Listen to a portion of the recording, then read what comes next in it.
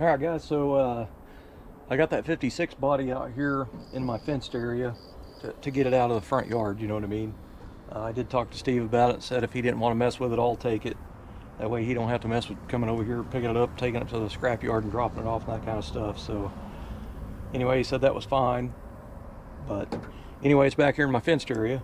Now I've gotten lots of emails from people and questions in the comments about, the majority of it is people wanting cutoffs off of this car.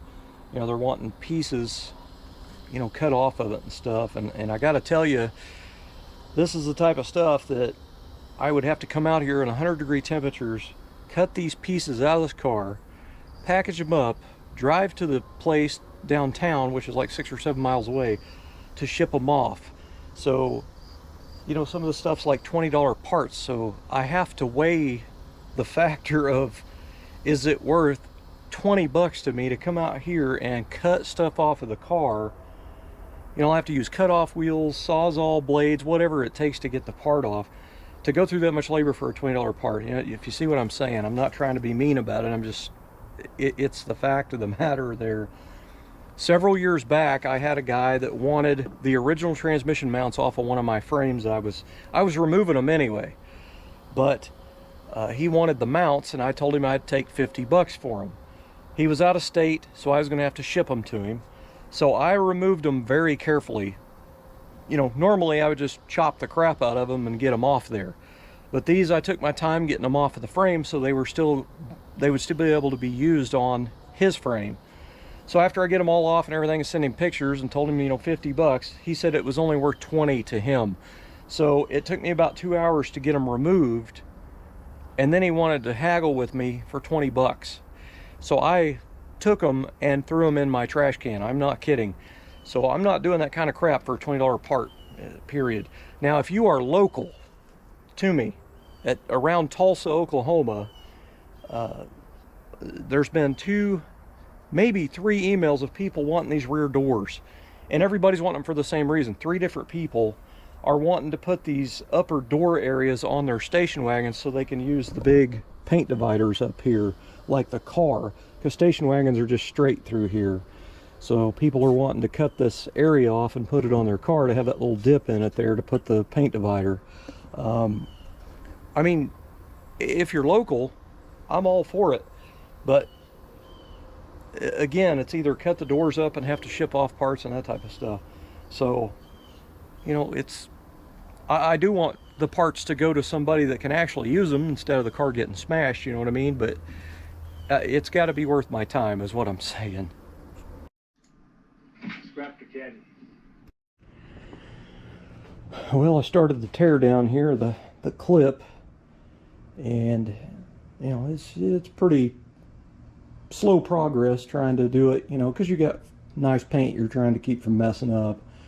I have found some more mix match hardware stuff. I found a few bolts that weren't tight.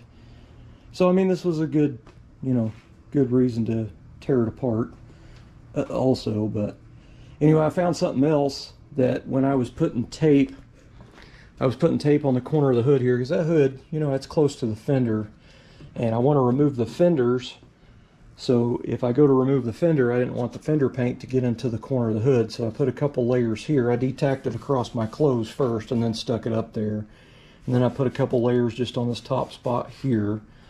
And I got to looking right here. I don't know what kind of bolts those are, but those are supposed to be really small-headed rivets. So if anything, you use a number 10 button head because it's not so tall. Number 10 button head, Allen button head screw or bolt is about the same size as a factory rivet. These are way too tall, so you can see where the hood is coming in contact with them right here on the bottom, and it's chewing up the paint. So I have to go in there and clean that metal up. This one's already a little rusty, so I'm going to go in there and clean that metal up a little bit and put a little paint on that to keep it, you know, from happening in the future. But they painted that on that, and you can see where the paint is like filled up against that bolt, like it hasn't cracked around it yet. So if you try to take this bolt off, it's going to chunk the paint right there. So another just crap quality from another shop, you know what I mean? But anyway, you got those bolts there that look like they're 10 millimeters because it looks like a 10 millimeter head on that for like a 10 millimeter wrench or socket. And then you got flathead screws over here. So, you know, those are very close to diameter and size of a factory rivet head. So these have no problem with clearance off the bottom of the hood. So, you know, if they hadn't painted it all together, when I get the fenders off the car, I wouldn't mind changing those out to some little stainless button head Allens. But I'd have to put washers under to take up where, you know, those have a made-on shoulder on them. But if I go to break them loose, it's probably going to chunk the paint. So I'll see what Steve says about it. If he wants me to go ahead and try to remove it, I will. But it's just going to sit there and dig on that bolt head, and it's kind of silly. Actually, you know what I just thought of? If you guys caught one of the first videos I did of Steve's car, the hood was so far out of alignment, I was having trouble getting it aligned, and this side of the hood lacks like 1/8 of an inch from going down and being level. What do you bet? There's my 1/8 inch right there. I bet that hood is sitting on that and won't allow that hood to go down that 1/8 of an inch I need. I'm glad I seen that now and thought about that. That's interesting. So anyway, I got the wiring undone off the front of the car, and I got it back here. I've got the rear mounting tabs unbolted. Of course, the front splash apron's off. I got all the bolts out of here except just one that's loose here and here. This came in from eBay. This is cotton sleeving, and it's basically a hollow sleeve, and this is cotton. This was on eBay, but I couldn't find any in the US, so this came from the UK, and I actually got it, I think, less than 2 weeks. So I'm pretty impressed with how quick that got here. This was like $21 for, with shipping and all, 21 bucks to get it here. And this is actually for your inside door handle rods on your doors. If you don't have something on here, you're going to get some rattling. So his sleeving's completely gone. Now if you buy new rods, it comes with the sleeving, but I have not been able to find just the cotton sleeving reproduction just for these cars. So I guess they want you to buy new rods and all. But anyway, I got that stuff on eBay. I'm not going to provide a link. Just go on there and type in cotton sleeving and you'll find it. It'll ask you what, you know, size you need and all that stuff. But I got enough to do the 4-door, my wife's 4-door 55, and Steve's car, so we're going to split this, just 10 bucks a piece. But anyway, it's accurate as what the factory had on it. So, kind of neat stuff. Alright, it's about 9 in the morning, waiting on Steve to get here. We're going to pull the hood off. I've got some moving blankets and a regular comforter out there, so I'm going to set the hood out there on that, and then I want to pull the front fenders. I'm going to lay those on the blanket, and I'm trying to lighten this thing up the best I can to lift it up in the air. So I've got all the stuff off. The only thing left holding the front fender is this one bolt that's about halfway out right now on both sides. So I've put some paper down inside there, some pretty thick stuff, almost poster board thickness. I've got it down in there, kind of stuffed down in there and taped up. That way it kind of helps protect some of the paint. Got a couple of towels folded up back here, so when we're taking the hood off, in case it falls, it won't gouge the paint. Going to try to, once we get that stuff off, I want to try to get we're going to move the frame over here on these dollies, and that way I can get the body rolled out here and get the front seat out of it, because these front seats are heavy. I want it out of here when I'm lifting that body up. I want it as light as I can get it. So I've still got to do everything underneath the car, and I want to do it out here in my driveway today, because I get a little bit of a breeze sometimes when the wind's blowing across there, and in here it's just, it's almost hotter in here than it is out there. No airflow at all in here, so it kind of sucks. And when you hook up a fan in here to have it blow on me, all it does is blow hot air, so it makes it feel like I can't breathe. So that's why I don't use a fan. I've had many people tell me I need to get one of them big old fans. Where the heck would I put it? This place is packed, you know what I mean? Because once Steve's car is gone, my wife's four-door will be in here. I have no room for that kind of stuff. Just gonna have to do the good old-fashioned work and sweat it out, man. All right, so it's minus quite a few parts. I'm going to be pulling the engine and trans out. I've got the drive shaft out. Well, there's a lot of stuff off of it. I still got to pull this header off. I don't want to have anything. I wanted to try to pull the engine out with the headers in it, but I'm afraid trying to get it all moved around, hanging from that engine hoist, it might get into the firewall, so I'm not going to do that.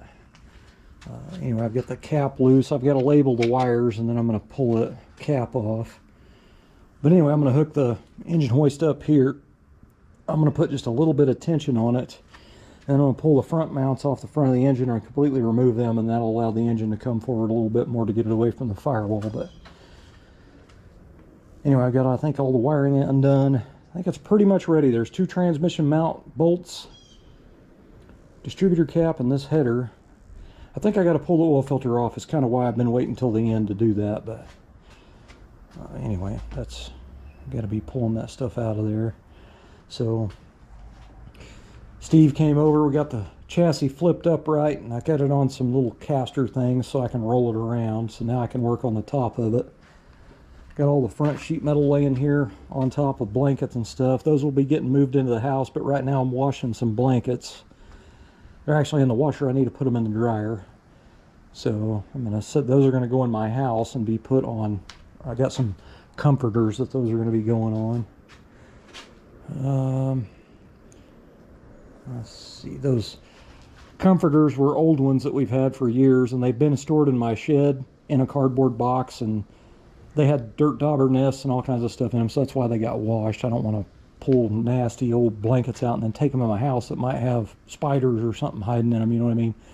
So I shook them out, and then I took them in and washed them, so that's what is going on with that. But anyway, we got the seat pulled out because that seat is very heavy. That'll help lighten up the body a little bit when I remove it. But it's just about ready. Found a couple more strange things. One of these things I knew about, I wanted to show you guys this, but the other thing we just found while I was underneath it, and I actually had to use my cell phone to get up there on it because I don't see too well up close. But anyway, kind of amazing. So that round body mount right there is not supposed to be there.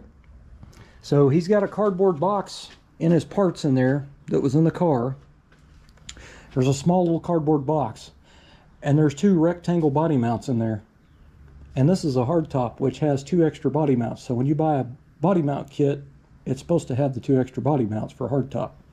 So if there's 2 body mounts left over, there's not 2 body mounts in the car, which the ones that are not in it are in the rear back there, but or close to the rear, I should say.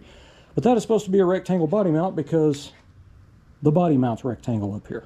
So it's a good thing I'm taking the body off so I can get that properly fixed. But the cool thing of the day here, it's not really cool, but I was just kind of looking over everything under here, and I wanted to show you this.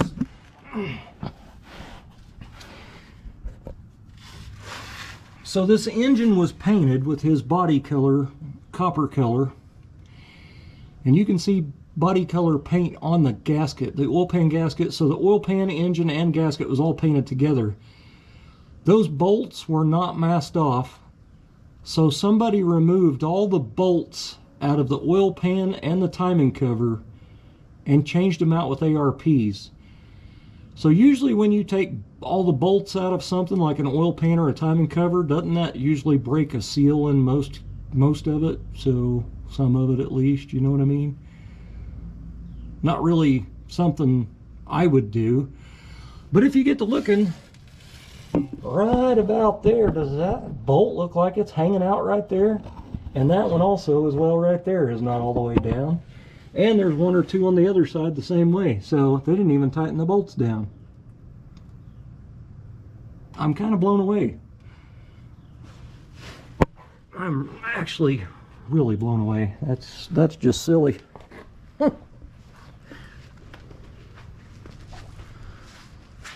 some of the stuff I can understand, like the hardware, you know, and the doors and stuff, some of that stuff wasn't correct. I can understand that because you just about got to be, you know, you got to know these hardtops really good, or Tri-5 Chevys particularly. So that was kind of understandable, some of it. But that right there, I don't know what to think on that.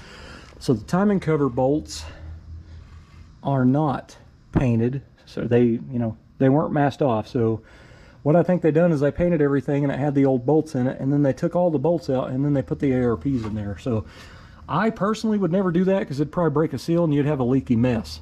But right now it's one of them cases of Steve said probably be a good idea to go ahead and put new gaskets on, take that stuff off, put new gaskets and seal it back up. And the other thing it probably needs done is a rear main seal, because the car hasn't run in years and no telling how old that rear main seal is. And this is an old 2-piece rear main small block. Well, the thing for me, I've done 2-piece rear main small block Chevys, obviously, but they always end up leaking over time. And I don't want to charge Steve money for putting the rear main seal in here, and then 6-8 months or a year down the road it starts seeping oil, and then him call me mad because the rear main's leaking. So in other words, I don't want to have to go over there and have to warranty out a 2-piece rear main seal, because it's a terrible design anyway.